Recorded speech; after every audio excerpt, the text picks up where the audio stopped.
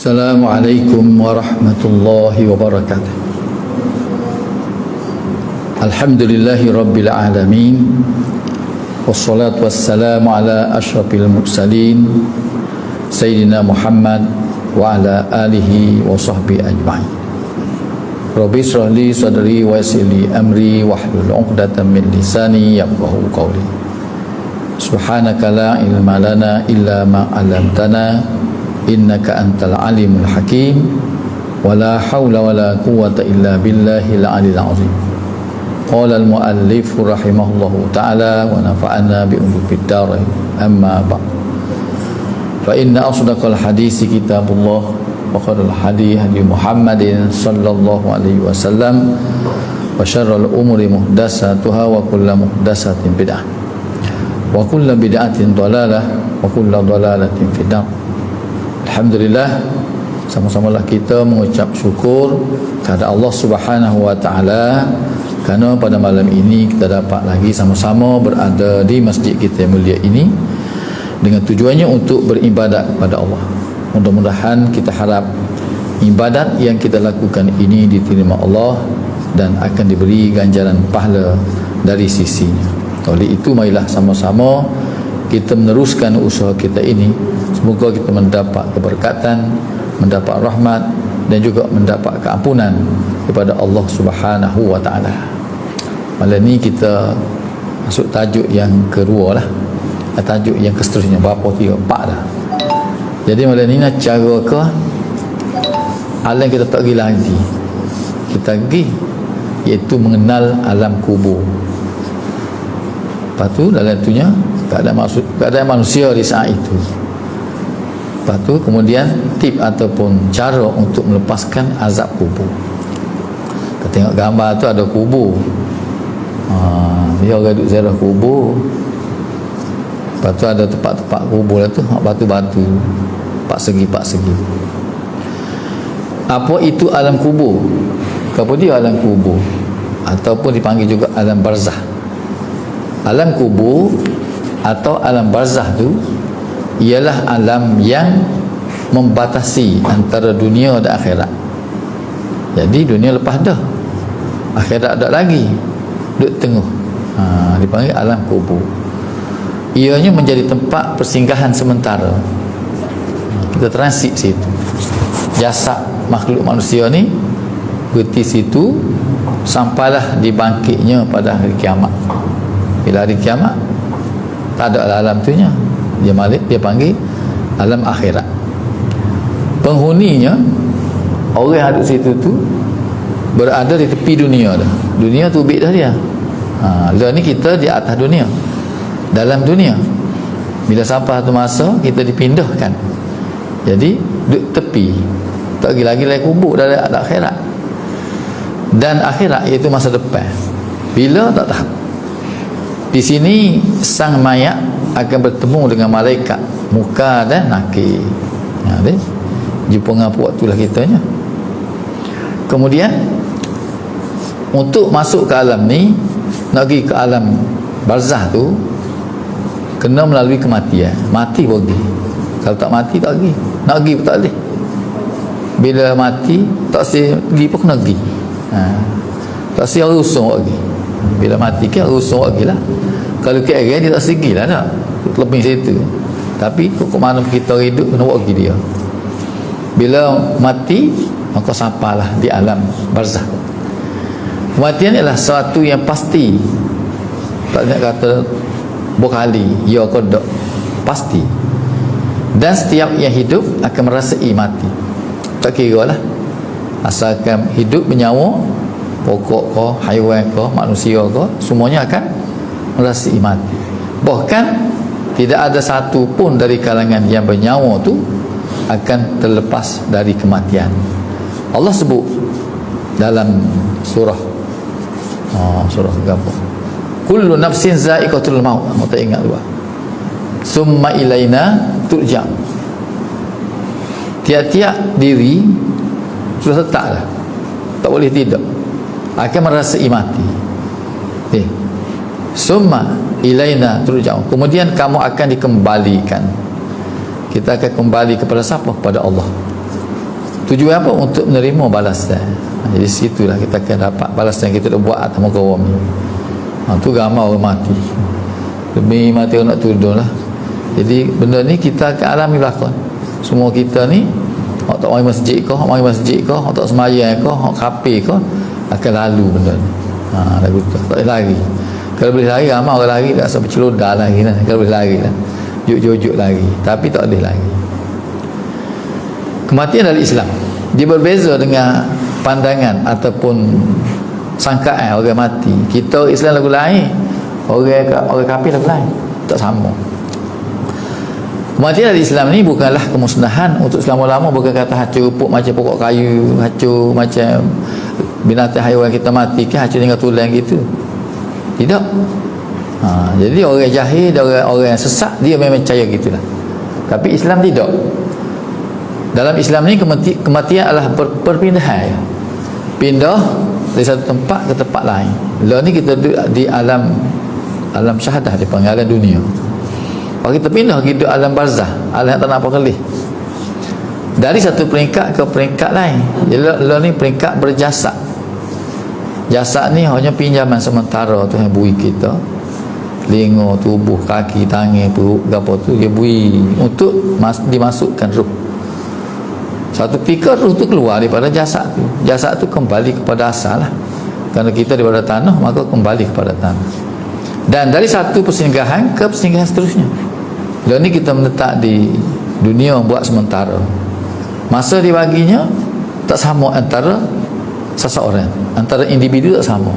Ada masa dia lahir mati, ada masa tak ada lahir lagi mati, ada masa remaja dengan duduk suka ia mati, ada masa tengah sedang molek tak, buah Mekah mati, ada masa ada setengah tu tak cekak gerak tu, lek tepi. Kalau kita umpama pada cendol kan, orang tak cebok dia, orang lain habis suruh masuk mulut orang lain, tinggal kelip-kelip ke tepi, tak masuk dalam sudu. Maka begitulah keadaan kematian ni. Ada lama kita tengok lamanya orang tu tak mati lagi, nyanyi kerana cucu tu cara. Tapi sebenarnya ada hikmat dia Tuhan buat gitu tu, kerana bagi pahala kepada cucu dia. Kalau cara kepada orang tua dia, maka dapat pahala percuma Tuhan bagi. Tapi orang jarang lah gitu, nyopoh lah, maksud payah lah datuk ni kan, berok kursi lah, habis tahi jamuh. Orang dia tua lagu tu lah, dia klik kepala budak balik. Kalau bayi tak apa pula, semua orang pakat suka, orang tu ambil kepua pergi rata-rata jalan. Dia tua tak sama tengok dah, duduk nunggu tu lah tengok. Anak pun amal tu seorang yang sanggup duduk sama orang tua kan. Orang lain tu kan pakai, tak apalah kalau piti lah, mau kita banyak piti, bagi duit dia cara lah, tak apa, bayar kamu gitu sanggup. Sedangkan kalau kita cara ke dia tu dapat pahala yang besar, dan pahala tak nak banding dengan orang lain. Bagaimana alam barzah? Bagaimana alam kita tak tahu lagi.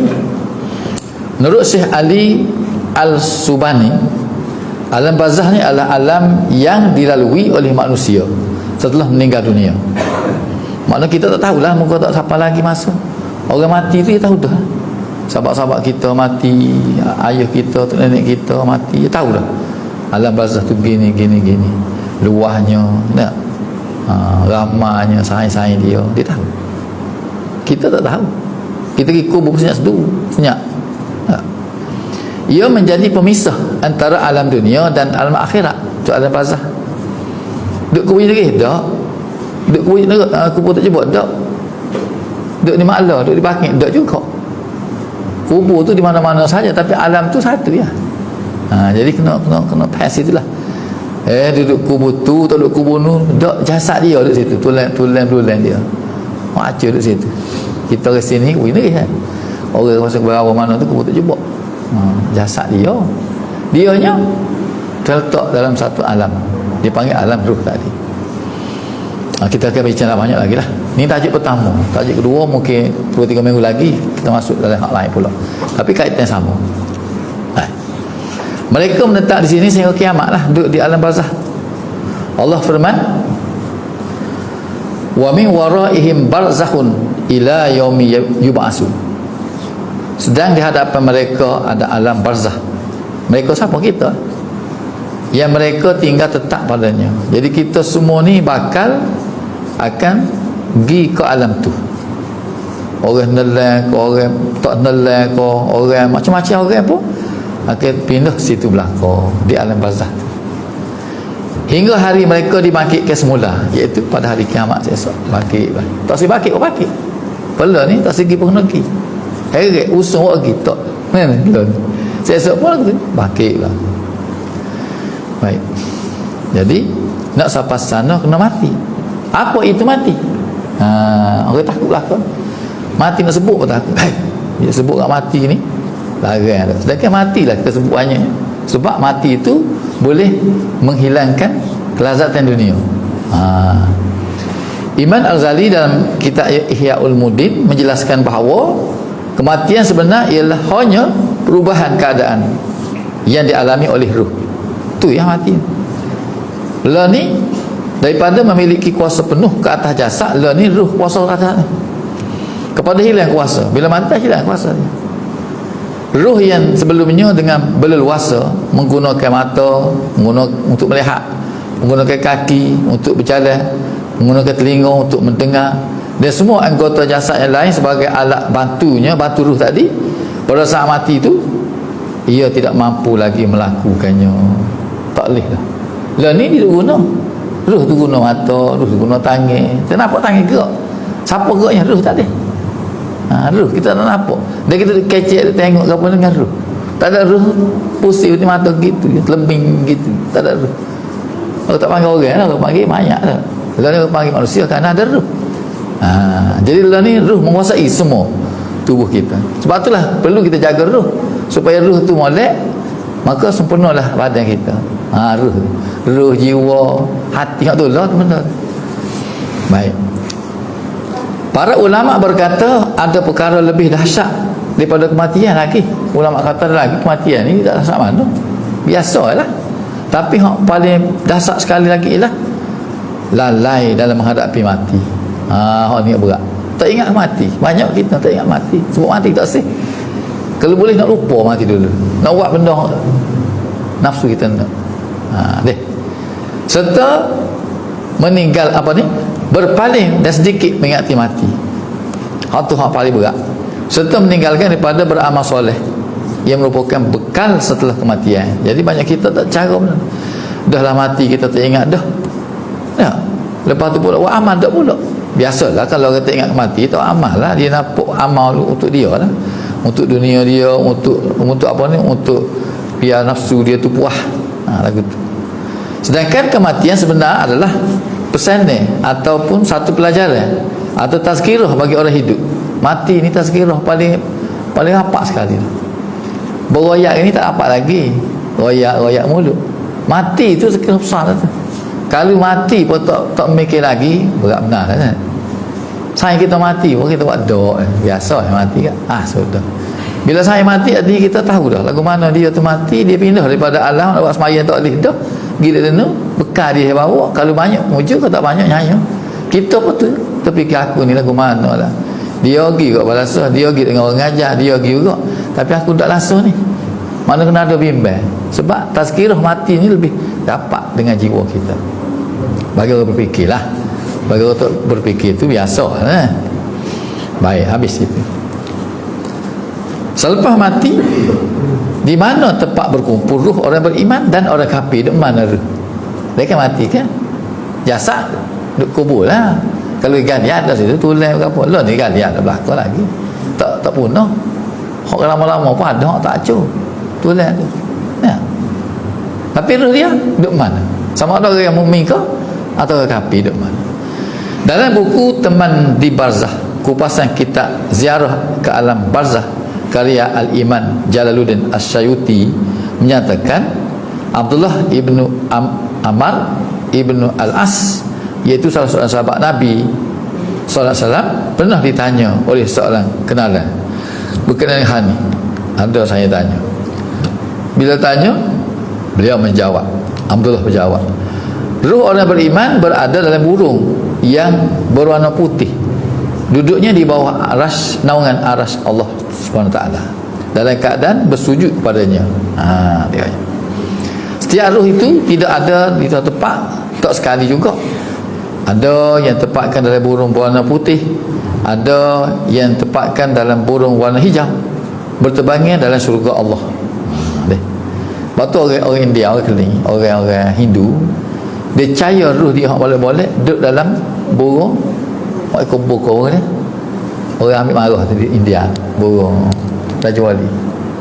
Nah, kalau India dia marah kalau ambil waktu burung, bila dia gemar buka ekor di belakang, cek kepala dia. Burung tu. Sebab tu sana kalau kita ambil bulu tak boleh dah. Burung merak. Merak ke? Kalau ambil bulu dia tak boleh dia marah. Sebab ruh baik dia tu dia. Dia burung tu. Kita tak ada burung juga, tapi burung dalam alam dia, bukan burung tu macam masuk ke masjid ni. Burung lain. Tapi diistilahkan burung ya. Orang Hindu kalau ruh jahat duduk oleh babi dia kata. Duduk oleh babi. Jahat tu. Tu pendapat dia, pandangan dia lah. Sementara itu ruh orang kafir pula. Hak tadi ruh orang beriman, orang mukmin. Duduk oleh burung putih ke burung hijau lah. Orang kafir pula duduk mana ruh dia tu? Dalam bumi di lapisan ketujuh, duduk patak bumi sekali. Orang kafir. Baik, selepas nyawa seorang dicabut, ruh orang mukmin akan dibawa melintasi ruh orang beriman dan orang kafir. Mereka bawa melalui orang beriman, orang kafir. Ruh berlaku lah tu. Lalu tu.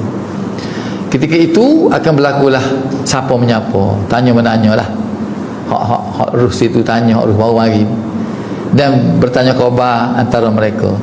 Ketika melintasi kumpulan ruh orang beriman, kumpulan ruh orang beriman bertanya hal keadaan sahabat mereka. Lalu ke mana weh sayang kita mula? Sayang atas dunia mula ke mana dia lah ni weh? Lama tak kelih dah mati 10 tahun dah. Dia tanya lah. Sekiranya ruh itu menjawab, sahabat mereka sudah meninggal dunia dah, mati dah. Tapi dia tanya sebab tak tahu. Dia mati dah. Mereka akan jawab, ruh si pulang dihantar ke bawah lapisan bumi ketujuh. Kali tak mati, orang tak molek kali dia tu sebab tak lalu ikut dia. Kalau beriman lalu ikut dia. Gitu. Ini bermaksud ruh berkenaan ditempatkan sama-sama orang kafir lah. Apabila melintasi kumpulan ruh orang kafir pula, ruh berkenaan akan tanya. Dah tak ada tengok mana sayang kita mula. Jika ruh menjawab, si pulang sudah mati dah, tak ada sama kita, mati dah. Tak jumpa juga, mati pun. Maka mereka membalas, sungguhnya si pulang itu sudah dinaikkan ke bahagian atas, iaitu ruh ditempatkan dalam kalangan orang beriman. Tak lalu ke dia beriman, muka dia orang tak beriman. Jadi orang beriman tadi tak lalu ke dia, orang kafir, duduk sekali orang kafir lah. Dalam satu riwayat daripada Abdullah Ibn Umar menyatakan, ruh itu akan tempatkan di dua tempat di dunia. Jika ruh itu golongan orang baik, orang beriman, orang tidak kena ke orang baik lah, ia ditempatkan di Jabiah, iaitu satu tempat dikatakan berada di Syam. Syam ni, Syam satu negeri dan zaman itu kan Nabi pernah berniaga ke Syam. Syam ni besar, tapi orang putih mari pecah-pecah-pecah, dia jadi 4 negara, iaitu Palestin, Jordan, Lebanon dan Syria. Jadi Palestin, Jordan, Lebanon, Syria tu Syam lah. Dia pecah-pecah. Orang putih mana dia pecah-pecah supaya jangan orang Islam ni bersatu. Sajalah dia, moga dia nak kena. Baik, ruh orang kafir pula ditempatkan di satu tempat yang dinamakan Barhu atau Telaga Barhu, yang letaknya di Yaman, di Hadramaut. Sebab ada tu kisah kan mau cerita dah mula. Satu kisah dia pinjam pegang sesuatu amanah, pegang barang, pegang duit. Dia nak tinggal di kawan tu. Jadi kawan tunya tak ingat simpan mana-mana. Kawan tu orang baik juga. Dia tak ingat simpan ni, mati dia. Mati dia ni bila mari kawan hak tuan barang tu tanya hak dia pinjam mula ada ke tak? Dia kata tak ada dah, mati lama dah, dia kata. Sudahlah nak cari barang tak jumpa lah, dia kata. Lepas tu dia pun cari siapa dia ada keluarga dia, jumpa anak dia. Anak dia kata hamba tak tahu, pasal muka dia tak royak kamu, dia mati. Jadi dalam keadaan gitu Allah Ta'ala bagi mimpi dia malam. Bagi mimpi dia kata barang jumpa dengan kawan tu dalam mimpi. Jumpa dalam mimpi, dia kata barang ada, aku letak bawah sesuatu tempat lah, pergi cari situ, jumpalah barang tu. Dia pergi cari, ada lah barang tu. Sebelum jumpa dia tu, dalam mimpi tu mari, dia diperintahkan supaya ditanya dulu di Laga Zam-Zam, di kawasan Kaabah tu. Disuruh nama dia, kalau duduk sini jawablah. Senyap tak jawab. Sudah kerja, tak ada sini. Lepas tu dalam mimpi juga kalau tak jawab situ, mungkin di Yaman lah, Hadramaut. Situ ada laga dipanggil Laga Perahu. Laga ni 40 orang hak tak ada di Zam-Zam gitu situ. Dia pergi sana, dia panggil nama, jawab. Oh, dia kata rupanya dia tu matilah keadaan Tuhan marah, duduk ada golongan orang kafir. Lepas tu dia royak lah bagian tu duduk situ-situ. Lepas tu dia kata ke orang yang beri bagian ke dia tu, dia kata dia mau tolonglah kawan, sebab kawan ni ada kesalahan dengan Allah Ta'ala. Biarlah anak kawan ni buat sesuatu supaya kawan lepas daripada siksaan Allah Ta'ala pada dia tu. Dia bukan sedar daripada mimpi dia, dia jumpa anak dia. Jumpa anak dia ni, dia cari bagian tu ada lah tempat dia royak. Maka dia pun royak lah anak dia gini supaya buatlah sesuatu supaya bebas ayah dia daripada siksaan Allah Ta'ala. Maka dia pun nak sedekah lah. Nak sedekah tak ada duit. Lagu mana nak sedekah tak ada duit? Jadi kawan hak tadi kan hak bagian dia pegang dia beri. Ambil on ni lah mu sedekah ke ayahmu. Dia pun ambil bagian tu sedekah lah kepada siapa-siapa hak orang berpatutkan terima sedekah, maka dia sedekah lah. Lepas tu malam tu pula marilah mimpi kepada orang yang tuai bagian tadi, lah ni sudah bebas daripada azab Allah Ta'ala, dan pindah dulu dia tu daripada Laga Baru ke di Zam-Zam di kawasan Kaabah. Gitu dah. Baik, habis. Ali Ibn Abi Talib radhiyallahu sebagaimana dituturkan oleh Abu Bakar An-Najjar menyatakan sebaik-baik lembah manusia adalah lembah Mekah. Seburuk-buruk lembah manusia adalah lembah Ahqaf. Satu lembah yang terdapat di Hadramaut lah, dinamakan Telaga Barahut tadi. Dalamnya berkumpul arwah orang-orang kafir. Apa terjadi ke atas manusia di alam barzah tu? Tepatlah dah di alam barzah. Lepas tu jadi kapal pula tu. Lagu mana keadaan dia? Duduk saja goyang kaki kau. Kehidupan di alam barzah ni adalah merupakan proses bagi manusia dibersihkan daripada segala dosa dia. Selama ini dia buat dosa, situ bersihlah. Sebab tu muka nakir tanya, tak jawab, dipalu, dipukul sehingga kiamat kan. Dan dianggap sebagai awal untuk melihat hasil amalan selama ia lakukan di dunia. Tengok situ boleh tahu lah. Mari selalu benda kita buat kena, kena buat baik, mari berlaku amalan kita, boleh tengok berlaku situ. Masa duduk di alam barzah, tak duduk akhirat lagi, baru di alam barzah tengok dah. Di sini berlakulah fitnah kubur, seksa kubur dan sebagainya. Antaranya ialah soal muka dan nakir. Ni kita kena yakin sebab benda tu memang ada lah. Cuma kita tak tahu sebab tak siapa lagi. Orang mati dah tu ayatlah pesan anak cucu, maya jangan tinggal lah, baca Quran jangan tinggal lah, buatlah kebajikan banyak lah, sedekahlah banyak lah. Aku ni tak ada nak buat rugi mula kalau aku buat lalu itu tak tidak lagu ni lah. Pok-pok kita, mak-mak kita, saudara kita hak duduk dalam barzah tu, dia sentiasa saja royak pada kita, tapi kita tak dengar. Kalau kita dengar lari habis dah rasa. Bunyi gaya lari buat kita ni. Baik. Allah Ta'ala firman surah Ghafir ayat 40 ni, an-naru ya'rudu 'alaiha wuduwan wa ashiya wa yawma taqumu as-sa'atu adkhilu ali fir'aun asyaddul azab. Kepada mereka diperlihatkan neraka arwah tadi, waktu di alam barzah. Pagi dan petang tengok hak neraka lah, hak surga lah, tengok belakang dah duduk situ. Orang hak tengok surga tu kan duduklah bangaklah kiamat pasal nak pergi pada dia tu. Orang neraka dengan Allah lah, royak pagi petang duduk tunjuk bahaya panas. Bahaya mari tu panas dah, belum masuk lagi dalam neraka. Dan pada hari terjadinya kiamat, lalu pada mereka diperintahkanlah masukkanlah Firaun dan kaumnya dalam azab yang sangat keras. Jadi bagilah Firaun pak hak sepatut bagi dia lah. Aisyah bertanya kepada Rasulullah SAW perihal siksa kubur. Ditanya Nabi, ya ke tak, lagu mana? Maka jawab baginda, ya benar, siksa kubur itu benar, siksa kubur itu ada. Tak begitu baca telekin ke, siksa kubur tu ada, soal muka nakir ada. Siapa yang tanya dia ayat berlaku so. Tapi soalan tak serupa. Orang ni tanya goni, bukan sepuh tu talqin baca lah, tu sebagai pedoman untuk kita saja je. Tapi bila nanya pun kita kisahlah, ada orang tanya lagu ni, ada orang tanya lagu ni, orang ni lagu mana amalan dia, tanya lagu ni, orang lagu mana amalan hukum lagu ni, gitu deh, tak sama. Baik. Orang yang meninggal akan dinampakkan tempatnya pada hari pagi hari dan pada petangnya. Jika dia penduduk syurga, maka akan dinampakkan syurga. Jika dia ahli neraka, maka akan dinampakkan neraka.